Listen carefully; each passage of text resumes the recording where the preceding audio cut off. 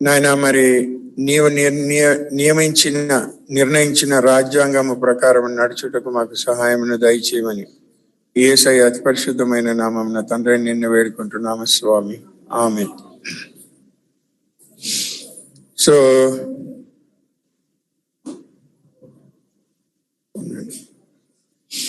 సరే, నేను రివ్యూ చేయను, డైరెక్ట్ వెళ్ళిపోదాం బైబిల్ స్టడీలోకి. మళ్ళీ ఇంకా టైం వేస్ట్ అవుతుంది. 6వ వచనం, నీతి కొరకు వినిపిస్తుందా?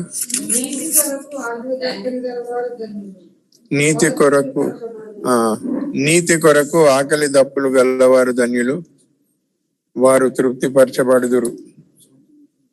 ఛార్జింగ్ అయిపోయింది. సరే,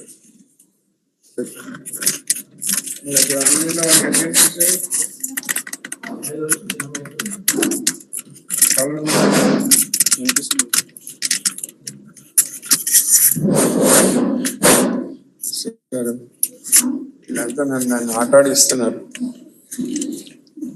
భవిష్యత్తు వద్దకు పోతే చెప్పాలా? ఓకేనా?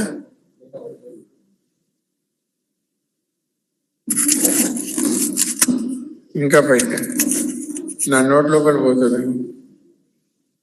సరే, నీతి కొరకు ఆకలి దప్పులు గలవారు ధన్యులు, వారు తృప్తిపరచబడుదురు. ఆకలి దప్పులు అంటే మీకు తెలుసు, ఆకలి వేయడం, దాహం వేయడం కదా. సాధారణంగా ఆకలి దప్పులు అనేటివి మన శరీరానికి ఉంటాయి. శరీరముకు ఏ విధంగా ఆకలేస్తుందో ఆత్మకు కూడా ఆకలేస్తుంది. శరీరముకు ఏ విధంగా దాహం వేస్తుందో ఆత్మకు కూడా దాహం వేస్తుంది. అందుకే అక్కడ నీతి కొరకు ఏమన్నాడండి? ఆకలి దప్పులు గలవారు ధన్యులు. సో ఇది ఆత్మ సంబంధమైనటువంటి ఆకలి లేకపోతే దప్పిక. మరి మనము శరీరానికి ఆకలి అయినప్పుడు ఏదో ఒకటి తింటాం, దాహం అయినప్పుడు ఏదో ఒకటి తాగుతాం. కానీ ఇవాళ రేపు ఏమైపోయిందంటే దాహం లేకున్నా కూడా తాగుతారు. ఏం తాగుతారు? కూల్ డ్రింకులు, తర్వాత మంచోడు కపూర్ బటర్ మిల్క్ మంచిదే. మత్తు పానీయాలు, చెత్త డ్రింకులు అన్ని కూడా, అంటే కోకా-కోలా, కోకు, ఫంటా, ఇవన్నీ కూడా తాగుతారు. ప్రియనాథ్ బ్రదర్ బ్యాగ్ లో ఒక ఇది ఉంది, ఫంటాది బ్యాగ్ బాటిల్. సో ఏది తాగలనో అది తాగకుండా ఈ చెత్తవన్నీ తాగుతాం. అదేవిధంగా ఆత్మకు, మన ప్రాణమునకు ఆకలి దాహమైనప్పుడు ఏది తినాలనో ఏది తాగాలనో అది తాగకుండా చెత్తవన్నీ తాగుతూ ఉంటాం. నేను రైల్వేస్ లో పనిచేసేటప్పుడు ఒక అతను రిటైర్ అవుతున్నాడు. రిటైర్ అయ్యేటప్పుడు మాకు సాధారణంగా వాళ్ళు ఆఫీస్ స్టాఫ్ని పిలుస్తారు భోజనానికి. ఆయన మంచిగా చికెన్ బిర్యానీ అవన్నీ చేసి పెట్టాడు. సరే, మేము తింటున్నాం. తినేటప్పుడు ఈ కోకా-కోలా బాటిల్ పెద్దది ఒకటి తీసుకొని వచ్చి పెట్టాడు. నేను చెప్పాను, అది వద్దు బాబా, తీసేసేయి. చాలా మంది తెలియకపోతే ఇది తెలుసుకోండి అంటే, ఏమైంది సార్, పర్వాలేదు తాగుతాండి. ఇంకోటి రమేష్ అని అన్నాడు, అరే సార్ నేను తాగుతాను చూడండి ఎంత బాగుంటుందని. సరే, అందరు తిన్నారు. తిన్న తర్వాత కోకా-కోలా తాగాడు. తాగి ఆయాసంతో రొప్పుతున్నాడు. ఇక పడుకోబెట్టి ఇక్కడ అంతా గట్టి గట్టి గుద్దితే అప్పుడు సెన్సెస్కి వచ్చాడు. నేను చెప్పాను కదా బాబు, తాగొద్దండి. బిర్యానీ కానీ మసాలా తిండి తిని కోకా-కోలా తాగితే ఇట్లనే అవుతుంది, గ్యాస్ వచ్చి ట్రాప్ అయిపోతుంది. తెలుసుకొని ఈ యవనస్తులు ఎవరైనా మీరు తాగుతా ఉంటే ఈ కోకా-కోలా, ఫంటా, ఈ చెత్త డ్రింకులన్నీ మానేసిండి. మజ్జిగ తాగండి, నీళ్లు ఎంత కావాల్సిన అంత తాగండి.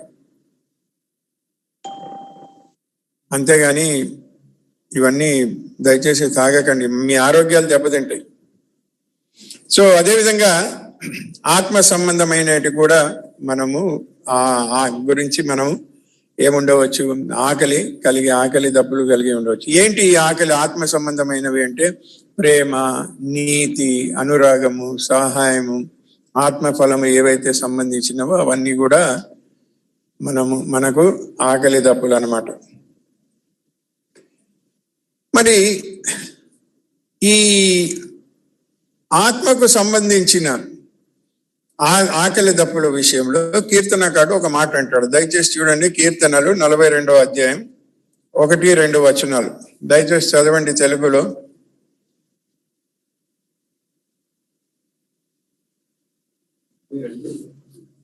1-2 వచనాలు.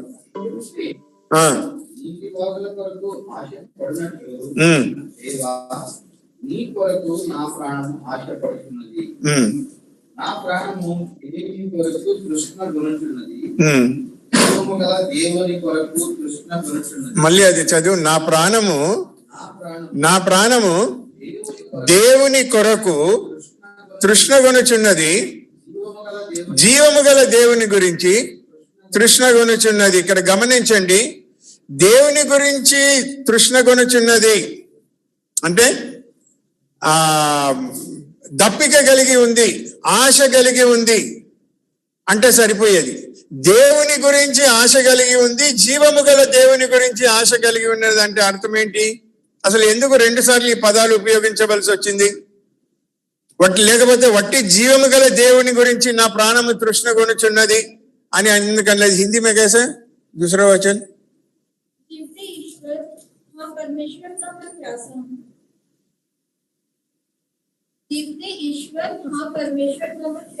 मैं परमेश्वर का प्यासा हूं. और एक बार दूसरी जगह कहता है कि मैं जीवित ईश्वर, జీవము గల దేవుని గురించి నా ప్రాణము తృష్ణ కొనుచున్నది. ఇక్కడ మనం గమనించవలసింది ఏంటి అంటే, దేవుని గురించి మన జీవితంలో మనం దేన్నైనా దేవుని చేయొచ్చు. ధనము దేవుడు కావచ్చు, మన ఉద్యోగము దేవుడు కావచ్చు, తిండి ఫిలిప్పీలకు రాసిన పత్రిక 3వ అధ్యాయం 19వ వచనంలో పౌలు గారు అంటారు. దయచేసి చదవండి. వారి కడుపే వారి దేవుడు. అంటే ఇక్కడ ఏమిటంటే, ప్రాణం ఏం చేస్తుందంటే, దేని గురించి అది ఆశ కలిగి ఉంటుందంటే, తిండి గురించి, సంపాదన గురించి, పరపతి గురించి, ఐశ్వర్యం గురించి, హోదా గురించి, దాని గురించి కూడా ప్రాణం కలిగి ఉంటుంది. వాడు అనలేదా, నా ప్రాణమా తినుము త్రాగుము సుఖించుము? అది దేవుణ్ణి చేశాడు. కీర్తనకారుడు అంటాడు, ప్రభువా నాకు ఇవన్నీ కాదు, నాకు జీవము గల దేవుని కొరకు. అంటే అర్థం ఏంటంటే, ఏ దేవుడైతే నీతి న్యాయములు గలవాడో, ఏ దేవుడైతే ప్రేమ కలిగిన వాడో, ఏ దేవుడైతే ఏమంటాడు సాక్రిఫైస్ త్యాగం చేస్తాడో, ఏ దేవుడైతే కనికరిస్తాడో, ఆ దేవుని కొరకు నేను ఆకలి దప్పులు కలిగి ఉన్నాను. లేకపోతే ఆయన గురించి నా ప్రాణము తృష్ణ కొనుచున్నది. కాబట్టి గమనించండి, మనం ఎంత రక్షింపబడిన వారైనప్పటికీ మన ప్రాణము శరీర సంబంధమైన వాటి గురించి తృష్ణ కొనవచ్చు, దేవుని సంబంధమైన వాటి గురించి కూడా తృష్ణ కలిగి ఉండవచ్చు. అందుకే కీర్తనకారుడు అక్కడ ఆ మాట అన్నాడు అన్నమాట. మరి నీతి కొరకు ఆకలి దప్పులు కలిగి ఉండుట అన్నాడు. సో దేని కొరకు ఆకలి, దేని కొరకు దాహము అంటే నీతి కొరకు. నీతి ఏంటి అంటే, దేవునితోనూ మనుషులతోనూ సమాధానముగా ఉండడము నీతి. మీరు ఇశ్రాయేలీయుల జీవితాలను గమనిస్తే,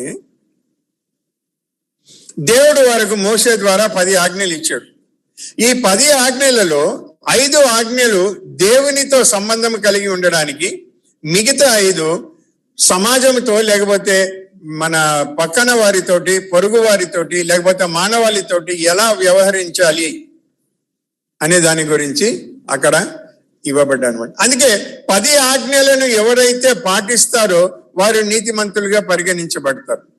కానీ ప్రాబ్లం ఏంటంటే, వాళ్ళు అప్పటికీ ఇప్పటికీ 10 ఆజ్ఞలను వాళ్ళు పాటించలేకపోతున్నారు. ఏదో ఒక దగ్గర దెబ్బతింటున్నారు.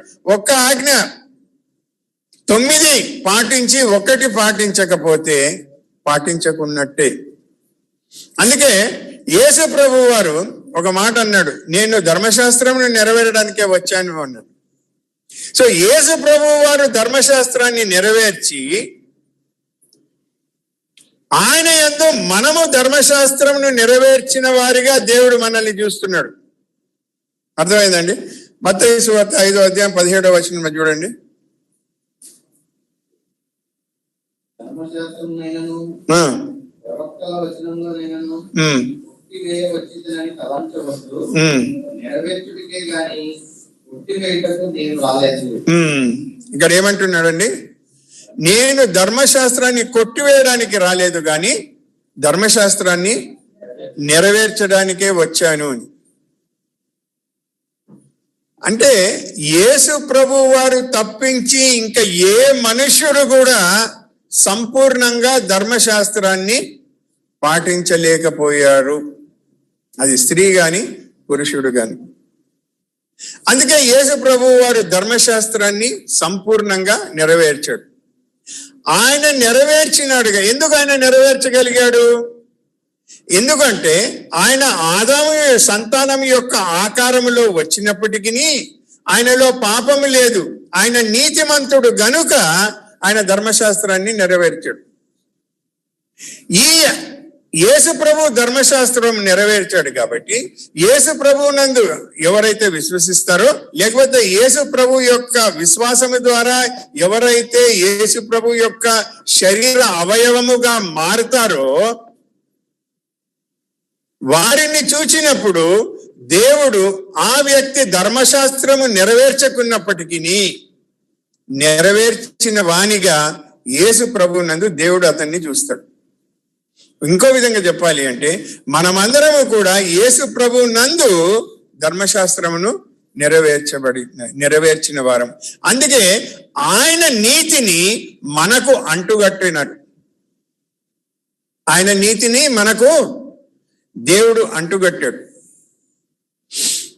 వచనం నాకు జ్ఞాపకం రావటం లేదు. యెషయా గ్రంథం 61 అనుకుంటాను.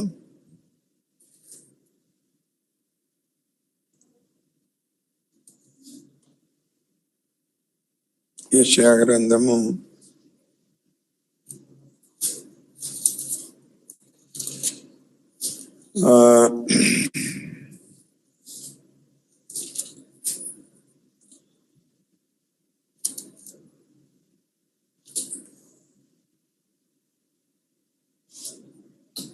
65 నీతి అనే 61:10 చదవండి. చదువుతారు తెలుగులో. బాగా ధరించుకున్న పెండ్లి కుమారుని రీతిగాను, ఆభరణములతో అలంకరించుకున్న పెండ్లి కుమార్తె రీతిగాను ఆయన రక్షణ వస్త్రములను నాకు ధరింపజేసినారు. నీతి అను పైబట్టను నాకు ధరింపజేసినారు. యెహోవాను బట్టి మహానందముతో నేను ఆనందించుతున్నాను. చూడండి ఏమన్నాడు అది Telugu. Okay. For he hath clothed me with the garments of salvation, he has covered me with the robe of righteousness. తెలుగులో ఎట్లుంది మళ్ళీ ఒకసారి చదవండి. హిందీ में कैसा है?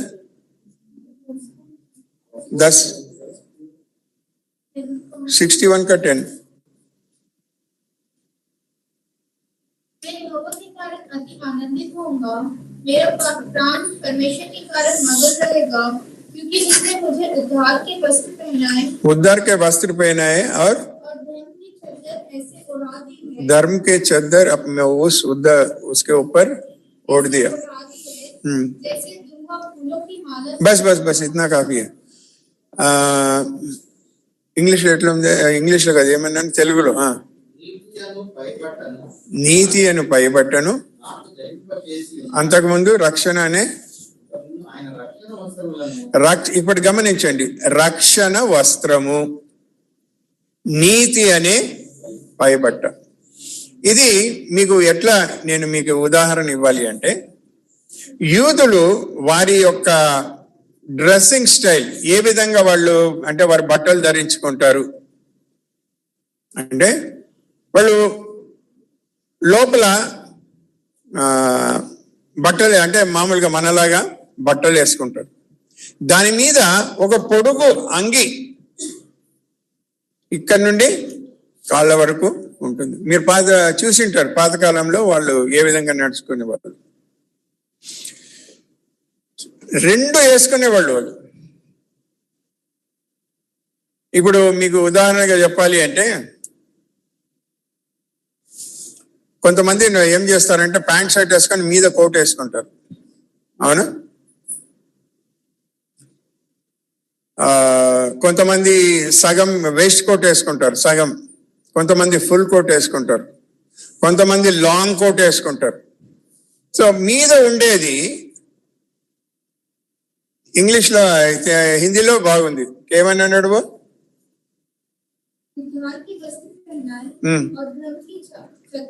చద్దర్. చద్దర్ అంటే అర్థం ఏంటో తెలుసా? దుప్పటి.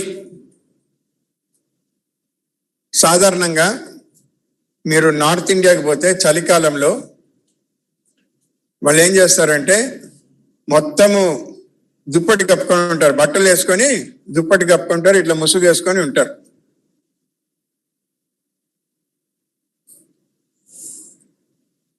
సో బయటికి కనిపించేది ఏం కనిపిస్తుంది అంటే ఆ దుప్పటి కనిపిస్తుంది. అదే ఇక్కడ అంటున్నాడు ఆయన అనమాట, నీతి అనే పైబట్ట.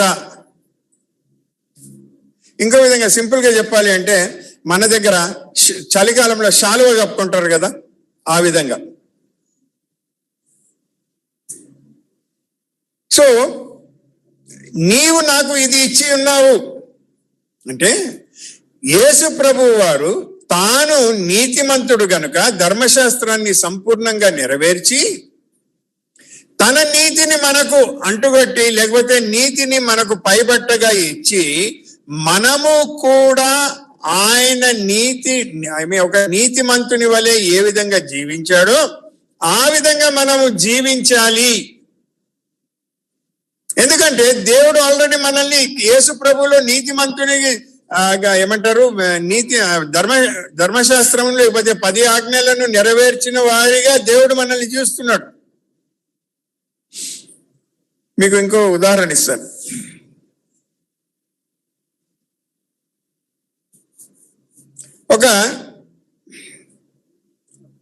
ఒక పిల్లవాడు ఉన్నాడు, వాడికి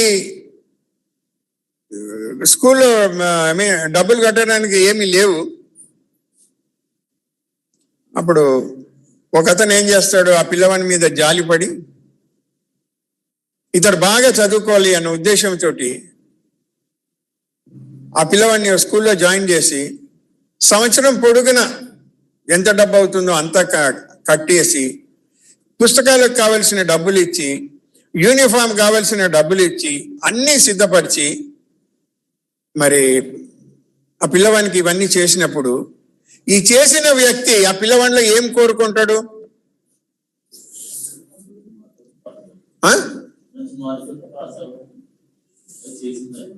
ఎప్పుడు పోయినా మార్కుల దగ్గరికే వస్తారు ఏంటండి అందరూ? బాగా చదువుకోవాలి అని. మార్కులు వచ్చినా రాక, దయచేసి తల్లిదండ్రులు మీ పిల్లల మీద ఇది మోపకండి, మార్కులు అని. పిల్లలకి మంచిగా ఉంది, జ్ఞానం ఉంది, తెలివి ఉంది, వాళ్ళు పాస్ అవుతే వాళ్ళకి ఇచ్చిన జ్ఞానంతో చాలు. చూసిన వానికి 70% వచ్చింది, వాళ్ళకి 90 వచ్చింది, దయచేసి కంపేర్ చేయకండి. ఆ 90 వచ్చినోని కంటే 60 వచ్చినోడు చాలా మేలు. వీనికి ఉన్న తెలివి వానికి లేదు.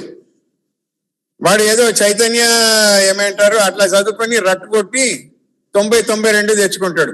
వీడు అలా కాదు, జస్ట్ ఒకసారి చదివినాడు, లేకపోతే క్లాస్లో విన్నాడు, రాసేసాడు. వీనికి ఉన్న తెలివి జ్ఞానం వానికి లేదు. సో దయచేసి పిల్లల్ని మీద ఈ ప్రెషర్ తేబాకండి, తల్లిదండ్రులు ముఖ్యంగా. అండ్ ఒకవేళ అది ఉంటే వేరే వాళ్ళతో మాత్రం దయచేసి కంపేర్ చేయొద్దు. ఆ పిల్లోడు చూడు ఎంత బాగా చదువుతున్నాడు, ఆ పిల్లోడు చూడు వాళ్ళు ఎంత, ఆ అమ్మాయి చూడు ఎంత బాగా చదువుకుంటుంది. దయచేసి కంపేర్ చేయకండి. వాళ్ళ గురించి, పిల్లల గురించి ఒకవేళ వాళ్ళు చదవటం లేదంటే వాళ్ళ గురించి ప్రార్థన చేయండి. ఓకే, సో ఇక్కడ ఇవన్నీ సమకూర్చిన వ్యక్తి ఏం కోరుకుంటాడు? బాగా చదువుకోవాలని, బాగా చదువుకొని అతడు ప్రయోజకుడు కావాలని. అదేవిధంగా మనకు నీతిని అంటుగట్టడంలో దేవుని యొక్క ఉద్దేశం ఏంటంటే మనము కూడా క్రీస్తు స్వారూప్యంలోకి మార్చబడాలి. రోమీయులకు రాసిన పత్రిక 8వ అధ్యాయంలో పౌలు అదే అంటాడు, మనము క్రీస్తు స్వరూపంలోకి మార్చబడుట కొరకే మనల్ని దేవుడు రక్షించాడు. సో యేసు ప్రభు అంటే యేసు ప్రభు నీతిమంతుడై ఈ లోకంలో ఎలా జీవించాడో నీతి అంటుగట్టబడిన మనము కూడా అదే విధంగా జీవించడం అన్నమాట. అందుకే నీతి కొరకు ఆకలి దప్పులు గలవారు ధన్యులు అని అక్కడ చెప్పాడు. మరి నేను ఇంతవరకు చెప్పినట్టు మీకు ఒకసారి ఇది కూడా చెప్పాను కదా, ఆయన పేరేం పేరు? సౌలు కుమారుడి పేరేంటి? అబ్బా నీ పేరేంటి? యోనాతాను.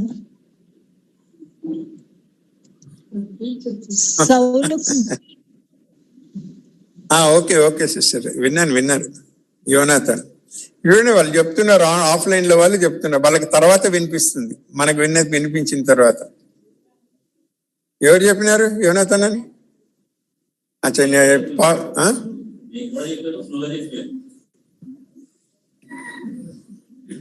సరే, యోనాతాను ఎవరిని బాగా ప్రేమించాడు? దావీదుని ప్రేమించి ఏం చేశాడు? మొట్టమొదటి ఏమి ఇచ్చాడు? తన వస్త్రాలు ఇచ్చాడు. మొట్టమొదటి ఇచ్చింది వస్త్రం. సో ఆ వస్త్రాన్ని ధరించుకొని దావీదు పోతుంటే, నేను మీకు చాలాసార్లు చెప్పాను ఇది, దావీదు పోతుంటే చూసిన వాళ్ళు ఏమనుకుంటారు? యోనాతాను పోతున్నాడు, రాజకుమారుడు పోతున్నాడు అంటూ. ఎందుకంటే యోనాతాను రాజకుమారుడు కాబట్టి ఆయన ధరించే బట్టలు రాజకుమారుని బట్టలు. సో ఈడేమో గొర్రెల కాపరి. ఈ గొర్రెల కాపరి రాజకుమారుని బట్టలు వేసుకొని పోతుంటే చూసే వాళ్ళు ఏమనుకుంటారు? రాజకుమారుడు పోతున్నాడు. అదేవిధంగా నీతి అనే పైబట్ట దేవుడు మనకి ఇచ్చినందుకు మన యొక్క నడవడికి ఈ లోకంలో చూసిన వాళ్ళు ఎవరిని చూడాలి? క్రీస్తుని చూడాలి. సో ఇలా క్రీస్తును కనపరిచే జీవితము కలిగి ఉండాలని ఎవరికైతే ఆశ ఉంటుందో అది దాని యొక్క అర్థం.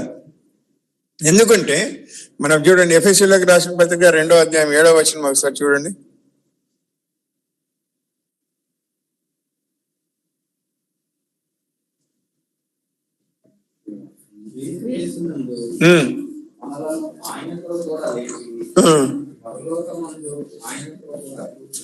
ఇప్పుడు గమనించండి, పొజిషనల్ గా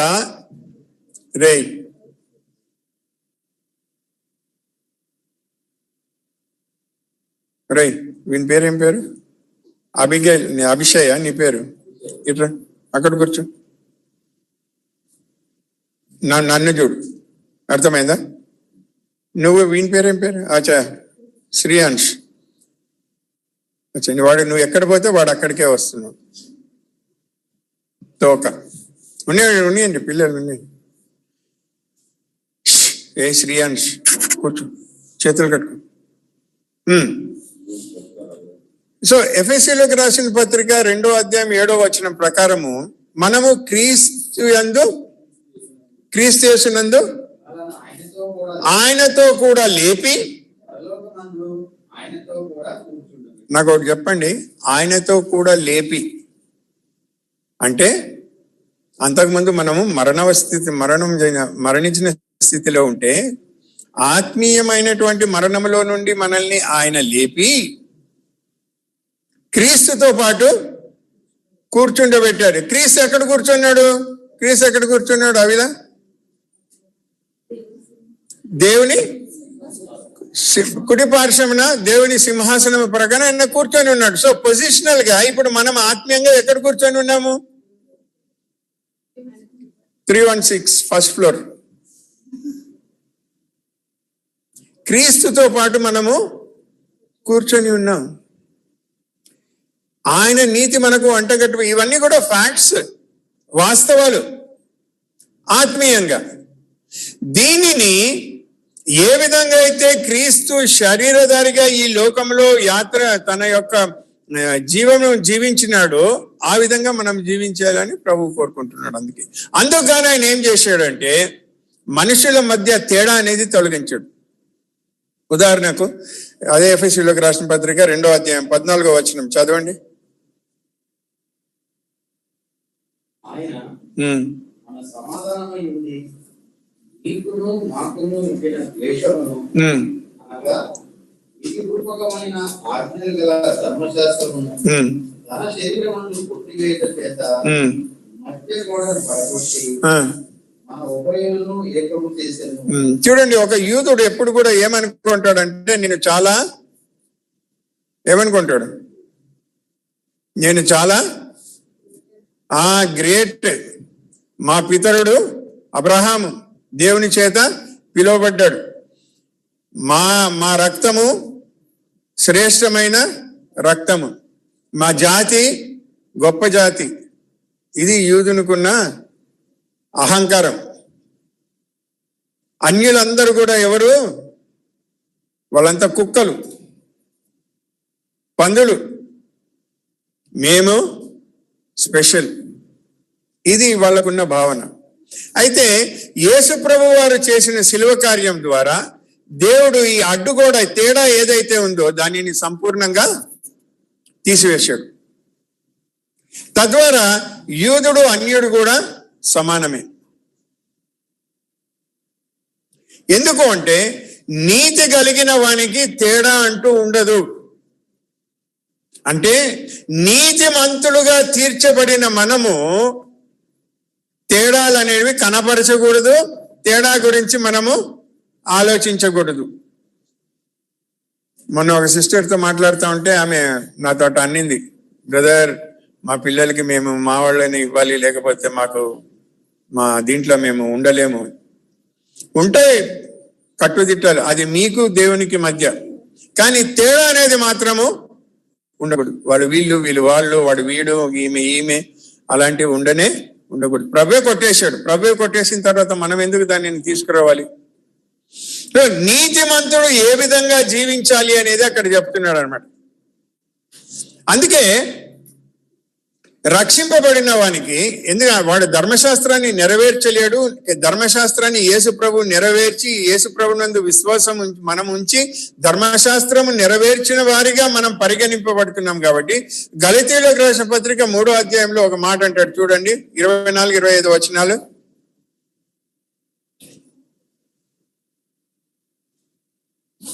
కాబట్టి మనం విశ్వాసము మూలముగా మనము నీతిమంతులని తీర్చబడినట్లు క్రీస్తునొద్దకు మనకు నడిపించుటకు ధర్మశాస్త్రముడు మనకు బాలశిక్షకుడు ఆయను. అంటే అర్థం ఏంటంటే ఈ ధర్మశాస్త్రం ఏం చేస్తుంది? మనల్ని క్రీస్తు యొద్దకు నడిపిస్తుంది. కానీ క్రీస్తు ఏమని నడిపిస్తుంది అంటే, అయ్యా ఇది నువ్వు చేయలేకపోయినావు, ఇది నెరవేర్చలేకపోయినావు, ఇదిగో ఆయన నెరవేర్చాడు అని ఆయన యొద్దకు నడిపిస్తుంది. కాబట్టి విశ్వాసంతో మనం యేసు ప్రభునందు యేసు ప్రభునందు మనం విశ్వసిస్తే మనము కూడా ఆయన యొద్దకు చేరి ఆయన ఏ విధంగా నీతిని ధర్మశాస్త్రాన్ని నెరవేర్చాడో అదే విధంగా మనం కూడా ధర్మశాస్త్రమును నెరవేర్చిన వారంగా ఉంటాము. మరి ఈ యొక్క నీతి కొరకు ఆకలి దప్పులు కలిగి ఉండుట అనేది వ్యక్తిగతం అండి. అర్థమైందా? వ్యక్తిగతం అంటే పర్సనల్. మీకు ఉన్న నీతి కొరకు మీకు ఉన్న దప్పిక బహుశా నాకు లేకపోవచ్చు. నాకు ఉన్న దప్పిక మీకు లేకపోవచ్చు. మీకు ఎక్కువ ఉండవచ్చు, తక్కువ కూడా ఉండొచ్చు. సో ఇదంతా కూడా ఏంటి? వ్యక్తిగతం. అర్థమవుతుందా? సామూహికం కాదు, ఇది సంఘానికి సంబంధించినది కాదు, ఇది వ్యక్తిగతం కోసం సంబంధించింది. అంటే ఇది వ్యక్తిగతమైనది కాబట్టి ఈ శరీరంలో మనము నివసిస్తున్నప్పుడు ఒక విశ్వాసి ఏ విధంగా తన్ను తాను వ్యవహరిస్తాడు. ఎందుకంటే ఇప్పుడు అతను నీతిమంతుడు కాబట్టి, నీతిమంతుడుగా తీర్చబడిన మనము ఏ విధముగా వ్యవహరిస్తాము అనేది వ్యక్తిగతంగా ఒక దినము దేవుడు దానిని లెక్కలోనికి తీసుకుంటాడు. ఇప్పుడు మనలో ఎవరున్నారు? నేను మొట్టమొదటి చెప్పాను, మొదటి ధన్యత చెప్పినప్పుడు మనలో ఎవరున్నారు?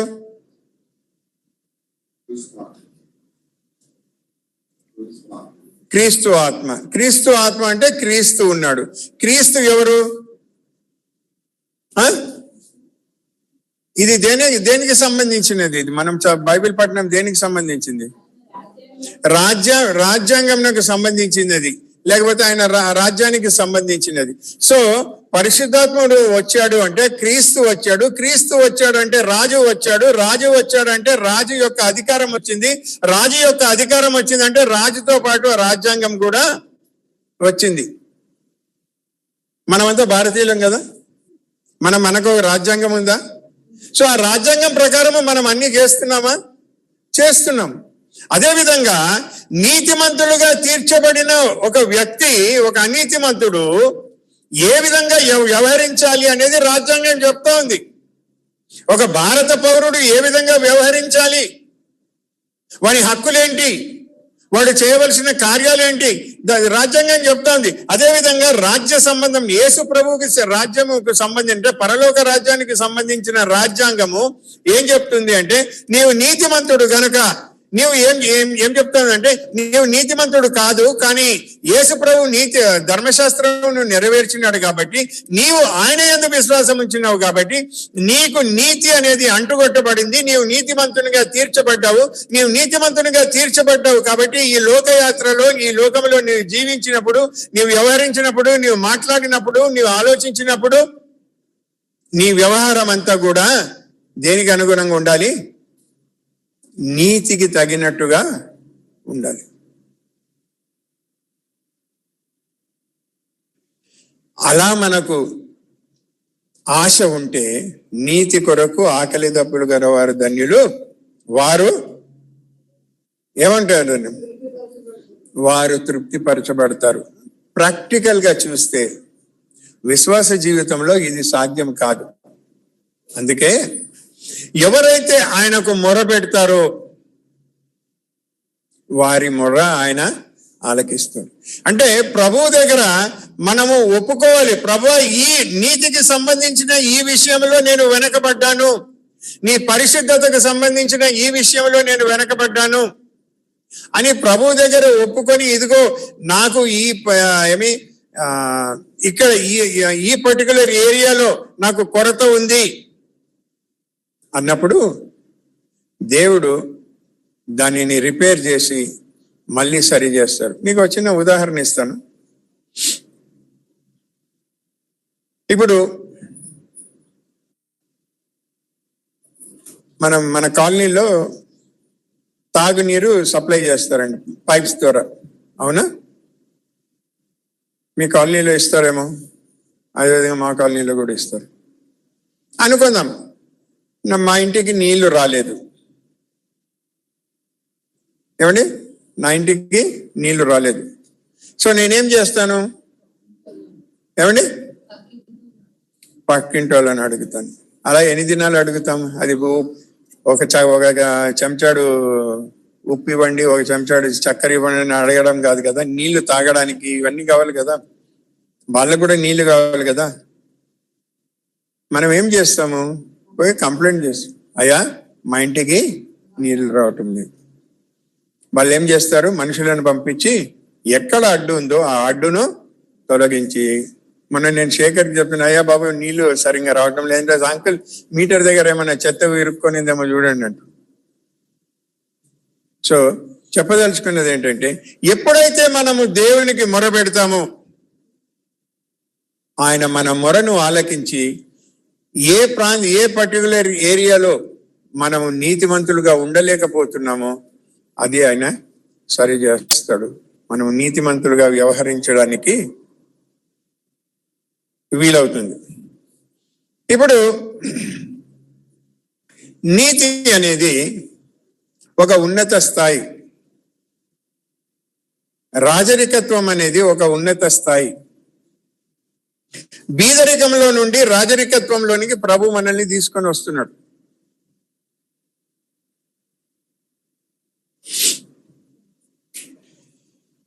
ఇప్పుడు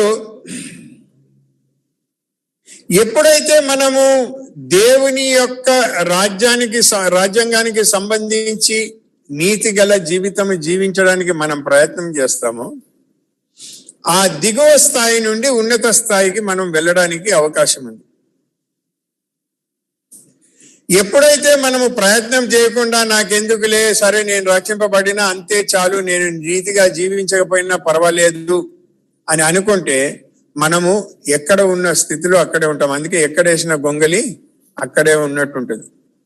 కానీ ప్రభు యొక్క పిలుపు ఉన్నతమైన పిలుపు అని పౌలు గారు అంటారు. అది పరలోక పిలుపు అంటాడు. It is a heavenly calling, it is a high calling, it is a holy calling. అది పరిశుద్ధ పిలుపు. సో ఈ పిలుపు కూడా ఉన్నాయి కాబట్టి ఆ పిలుపుకి తగిన స్పందన అనేది ఎంతో అవసరం. ఇప్పుడు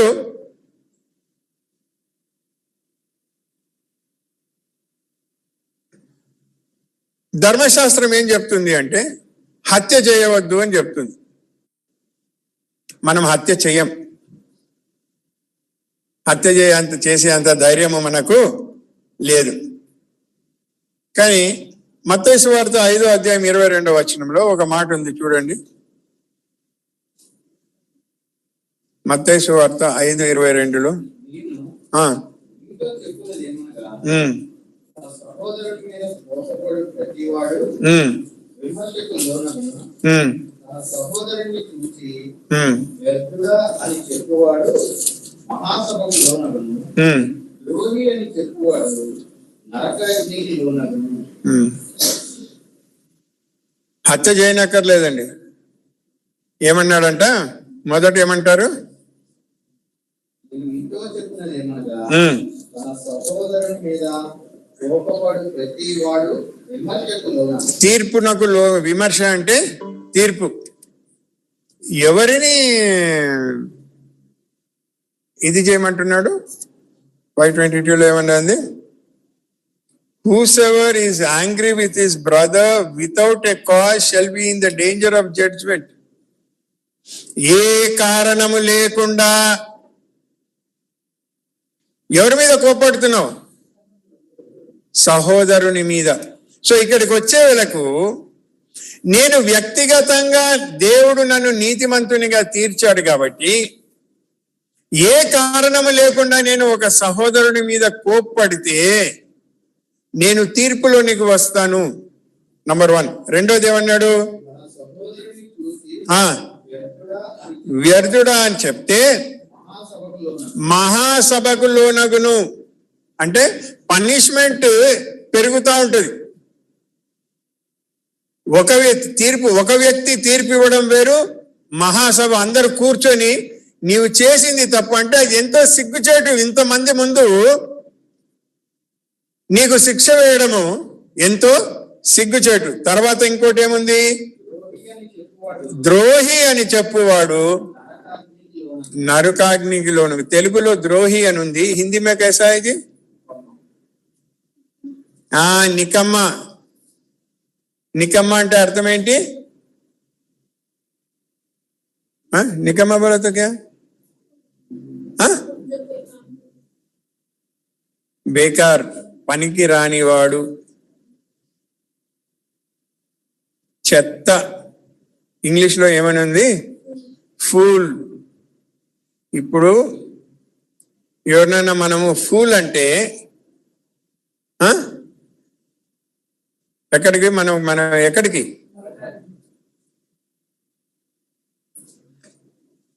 ఫిజికల్ గా హత్య చేయనక్కర్లే, మాటలతోటి. అందుకే మనం పలికే ప్రతి మాట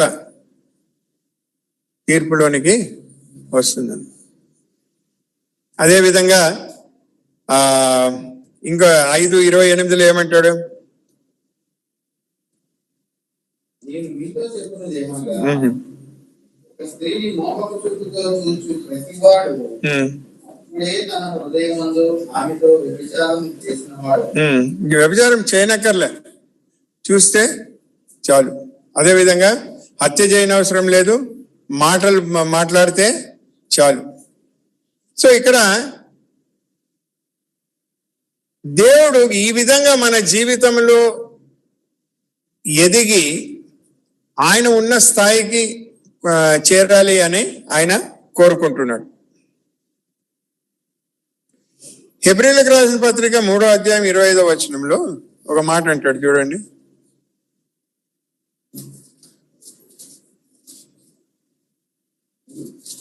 ఇరవై 19 వరకే ఉందా? ఒక్క నిమిషం, సారీ. హెబ్రీ 11:26 చదవండి, సారీ.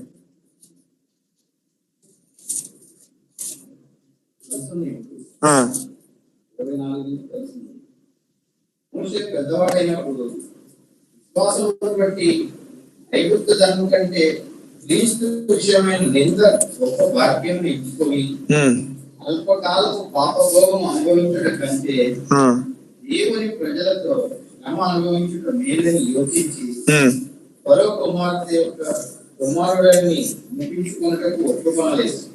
ఎలాగనగా అతడు ప్రతిఫలముగా కలగబో బహుమానముందు దృష్టి పెట్టెను. ప్రతిఫలముగా కలుగబోవు బహుమానము మీద ఆయన దృష్టి ఉంచాడు. ఒక నీతిమంతునికి ఉండవలసిన లక్షణం ఏమిటంటే మోషేకు ఉన్న లక్షణమే. అసలు మోషే అనుకుంటే ఉండేవాడు, మంచిగా రాజుగా ఉండి భోగభాగ్యాలు అనుభవించేవాడు. అవన్నీ అనుభవించి కూడా ఒక దీన స్థితికి వచ్చినప్పుడు, సాధారణంగా ఎవరైనా మంచి రాయల్ లైఫ్ జీవించి ఒక బీదరికంలోకి వచ్చినప్పుడు వాళ్ళు తట్టుకోలేరు, వాళ్ళతోటి కాదు. అందుకే వాళ్ళు ఆత్మహత్యలు చేసుకుంటారు. కానీ మోషే ఆ విధంగా చేయలేదు. ఆయన ఒకటి చూశాడు, నా ముందు ఒక బహుమానము ఉంది, ఆ బహుమానం నేను పొందాలి అంటే ఇప్పుడు ఉన్న స్థితిలో నేను తృప్తి అనేది అనుభవించాలి. అందుకే నీతి కొరకు ఆకలి దప్పులు కలిగిన వారు ధన్యులు, వారు తృప్తి పరచబడతారు. తృప్తి అనేది ఎంతో అవసరం.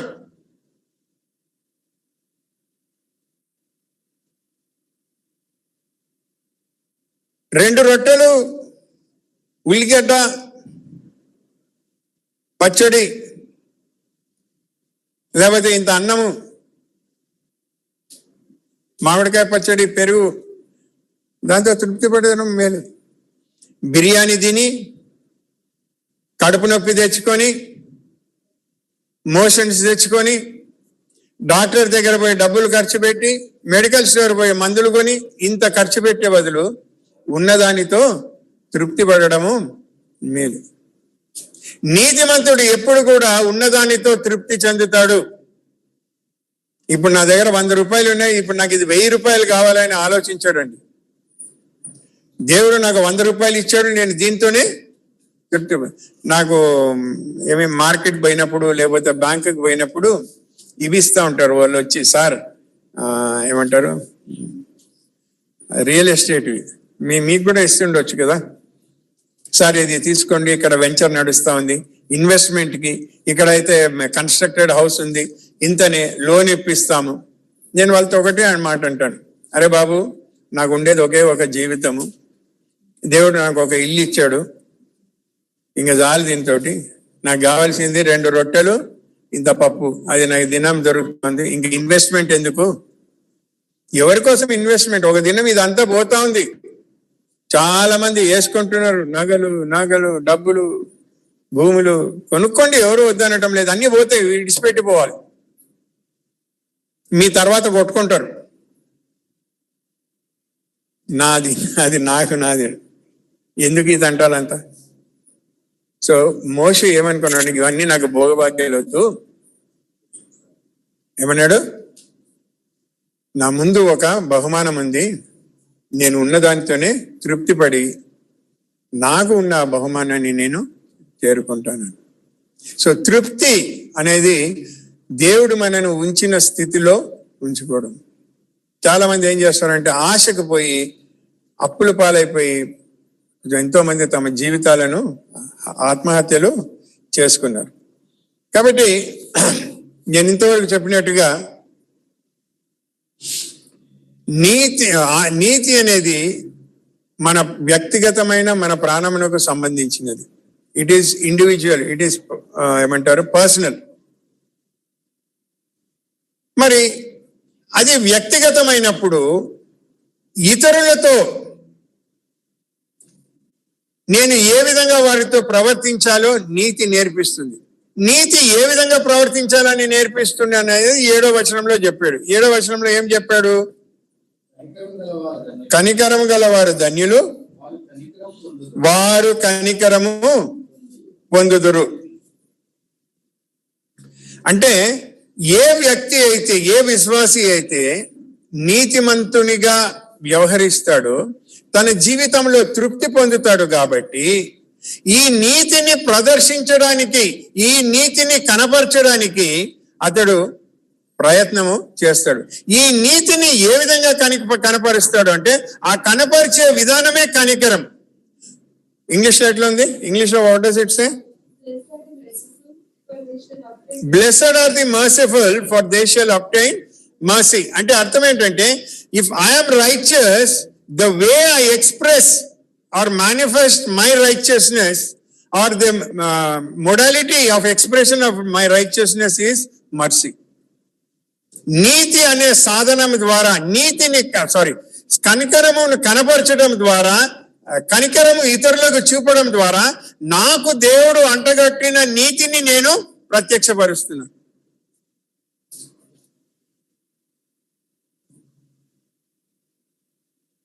సరే, దీనికి ఉదాహరణ ఏమి ఇవ్వాలి? ఏమి ఇవ్వాలి అనుకుందాం. ఇవి సాధారణంగా పిల్లలు మేము యూజువలీ 10 years ఆ టైంలో ఫ్రెండ్స్ కలిసినప్పుడు, అరే తిన్నావరా అంటారు. తిన్నామని. సో ఒకడు అడుగుతాడు, ఏం తిన్నావు? మటన్ తిన్నా. పుట్టిన ఉబ్బరు కొడుతున్నా అంటే అన్ని అబద్ధాలు చెప్తున్నావు అంటే, అరే నిజం రా, ఏదిరా, ఎట్లా నువ్వు తిన్నావని ఎట్లా తెలుస్తుంది నాకు? సో వాడు ఏం చూపిస్తాడు?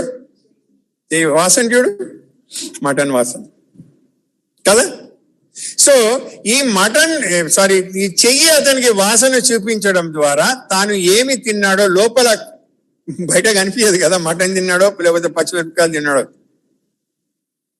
సో లోపల ఉన్నదని మటన్ చూపించడానికి ఆ వాసన అనేది మన ముక్కుకి చూపిస్తుంది. అదేవిధంగా కనికరము చూపించడం ద్వారా మనము నీతిమంతులు అని చెప్పడానికి తెలియజేయడానికి సాధ్యమవుతుంది. అందుకే ఆయన ఏమన్నాడంటే, నీ కనికరం కనపరచు వారు ధన్యులు, వారు కనికరము పొందుదురు.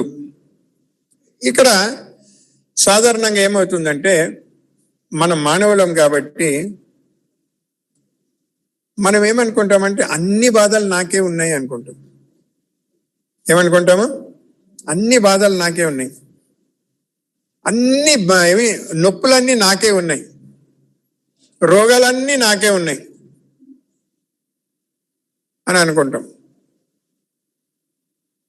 దానిని ఏమంటారో తెలుసా? ఏమంటారు అక్కడ రాసిన కింద? సెల్ఫ్ పిటీ, స్వయంగా జాలిపడ్డం. అయ్యో నాకే ఒళ్ళు నొప్పులు, వేరే అనుకున్నాయి కదా ఒళ్ళు నొప్పులు. So self pity.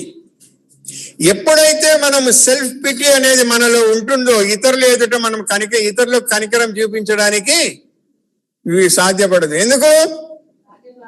నాకే బాధగా ఉంది, నేను ఎలా గుర్తిస్తాను?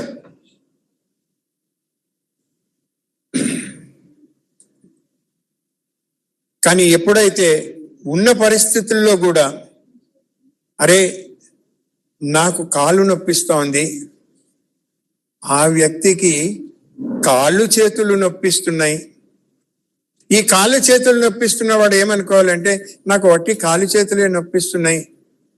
వాడైతే కాలు బాగా నొప్పించి నడవలేని స్థితిలో ఉన్నాడు. నాకు కాలు చేయి నొప్పించి నేను నడుస్తున్నా, పని చేస్తున్నా, వాడే నడవలేని స్థితిలో ఉన్నాడు. అది మీకు ఒక ఉదాహరణ చెప్తాను చూడండి. ఒక ఏమంటారు, కారులో పోతున్నా, ఒకటి కారులో పోతూ ఏరోప్లేన్ చూసాడంట. అబ్బా నా దగ్గర ఏరోప్లేన్ లేదే అని అనుకున్నాడంట. కానీ వాడు పోతూ ఉంటే ఇంకోటి మోటార్ సైకిల్ మీద పోతున్నాడంట. వర్షం పడుతోంది. ఉంది. అమ్మో నేను తడవలేదు బాబు, వాడు తడిసిపోతున్నాడు అని వాడు కొంచెం సాటిస్ఫై అయ్యాడు. మోటార్ సైకిల్ మీద ఉన్నాడు ఏం చేశాడంట, ఓరే నేను తడిసిపోతున్నా, వానికి కారు ఉంది, నాకు కారు ఉంటే. సరే మోటార్ సైకిల్ మీద పోతుంటే ఒకటి సైకిల్ మీద పోతున్నాడంట, వాడు తడుస్తున్నాడు. సో సైకిల్ మీద ఉన్నాడు చూసి ఏమనుకున్నాడంట, వర్షం పడుతుంది, వాడు తొందరగా ఇంటికి వెళ్ళిపోతున్నాడు, నేను తొక్కుకొని పోయే లోపల నా చెమటలు వర్షము అన్ని కూడా ఇదైపోతుందని. ఇంకోటి నడుచుకొని పోతున్నాడంట. వాడు వండుకున్నారే వీళ్ళకన్నా మోటార్ సైకిల్ ఉంది, వానికి కారు ఉంది, ఇది ఉంది, నాకు నేను నడుచుకొని పోతున్నా, నాకు ఇంకెంత టైం పడుతుందో అని. వాడు పోతూ ఉంటే అక్కడ ఒకరిని చూశాడంట. చెట్టు దగ్గర ఒకడు తడిసిపోతూ వర్షానికి నానిపోతూ ఒక చోట కూర్చుకొని ఉన్నాడంట. వాడు కాలు లేని స్థితిలో ఉన్నాడంట. అప్పుడు నడుచుకునేవాడు అనుకున్నాడంట, అమ్మా దేవా నేనన్నా నడవగలుగుతున్నాను. కాబట్టి దేవుడు మనకు ఏ స్థితిలో ఉంచాడో ఆ స్థితిలో తృప్తి పొందడము మేలు. ఎప్పుడు కూడా నేనే నాకే ఈ బాధలని దయచేసి అనుకోవద్దు. మనకంటే ఎక్కువ బాధలు ఉన్నవాళ్ళు ఉండొచ్చు. కాబట్టి ఇక్కడ ఏం చెప్తున్నాడంటే, మనకున్నవన్నీ మన బాధలు లేకపోతే కష్టాలు పక్కకు పెట్టి ఇతరుల ఎడల మనము పట్టింపు చూపిస్తేనే మనం కనికరం చూపించడానికి అవకాశము ఉంది. లేకపోతే మనం కనికరము చూపించలేం. అప్పుడు మనం కనికరం చూపించే బదులు ఏం చేస్తామంటే వాళ్ళ మీద నింద మోపుతాం. అర్థమైందా?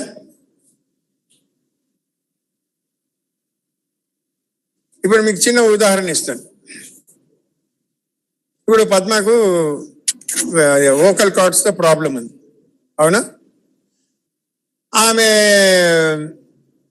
మాట్లాడలేని స్థితిలో ఉంది అనుకుందాం. నాకు దినానికి కొంచెమే ఒక పూటనే తిండి దొరుకుతా ఉంది. సో పద్మ ఏమంటుందంటే, నాకు వోకల్ కార్డ్స్ తో ప్రాబ్లం ఉంది అంటే నేనేమంటానో తెలుసా, నీకేమి వోకల్ కార్డ్స్ తో ప్రాబ్లం ఉన్నా హాయిగా ఒక పెద్ద ఇల్లు ఉంది, 3 అంతస్తుల మేడ ఉంది, నాకైతే తినడానికి తిండి లేదు. ఇక నేను ఏం చేస్తున్నాను, నేను పద్మను జడ్జి చేస్తున్నాను, ఆమెకు తీర్పు తీరుస్తున్నాను. ఎందుకంటే కంపేర్ చేసుకుంటున్నాను. నేను ఆమె కనికరం చూపించటం లేదు. సో మనం ఇతరులు మనకు కనికరం చూపించాలి అంటే మనం ఇతరులకు కనికరము చూపెట్టడం నేర్చుకోవాలి. అందుకే నీతి కలిగిన వాడు, నీతిమంతునిగా తీర్చబడిన వాడు ఇతరులకు కనికరం చూపిస్తాడు, వాడు ఇతరుల నుండి కనికరము పొందుతాడు. ఇది మనం బాగా జ్ఞాపకం పెట్టుకోవాలి. అందుకే యాకోబు పత్రికలో ఒక మాట రాయబడింది, 2వ అధ్యాయం 13వ వచనం, జేమ్స్ చాప్టర్ 2 and verse 13.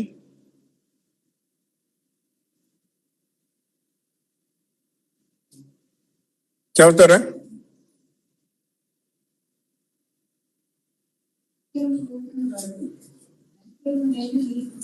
ఏమన్నాడండి? కనికరము ఎవరైతే చూపరో వాడికి తీర్పు ఎలాగుంటుందంట, కనికరము లేకుండా తీర్పు ఉంటుంది. బహుశా ఇవాళ మనం మన సహోదరుల ఎడల మనం కనికరం చూపిస్తే రేపు మనం క్రీస్తు న్యాయపీఠం దగ్గర నిలబడినప్పుడు బహుశా దేవుడు కూడా కనికరము చూపిస్తాడని నేను గ్యారంటీగా చెప్పలేను. మనం ఈ విధంగా ఏమి ప్రవర్తిస్తాం. అందుకే మనిషి ఏమి విత్తునో అదే కోవిడ్. ఈ విషయంలో మనము విశ్వాసులుగా చాలా జాగ్రత్తగా ఉండాలి. ఇంకో విధంగా చెప్పాలి అంటే కనికరం ఏమిటంటే, అంటే మించిన డిమాండ్స్ పెట్టడము మంచిది కాదు. కనికరము చూపకుండా పోవడము అంటే అనుకున్న దానికంటే ఎక్కువగా ఆశించడం, అది కూడా తప్పే. ఇక్కడ ఒక విషయం చెప్తాను, గమనించండి. కొద్దిమంది చాలా కనికరం చూపిస్తారు, చాలా కనికరం చూపిస్తారు. ఎట్లా అంటే,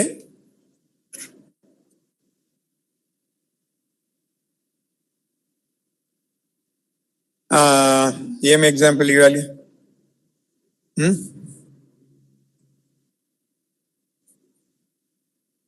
ఇప్పుడు నేను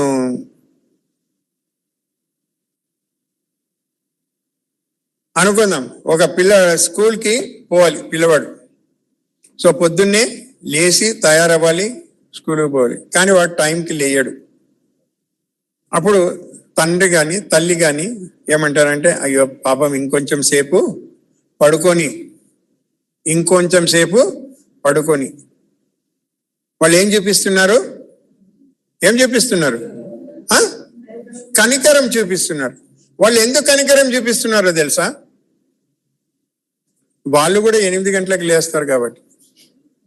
అర్థమవుతుందా? ఇలాంటి కనికరం కాదు చూపించాల్సింది, ఇలాంటి కనికరంగా చూపించాల్సింది నీతికి సంబంధించిన కనికరము, దేవుని నీతికి సంబంధించిన కనికరము చూపించారు.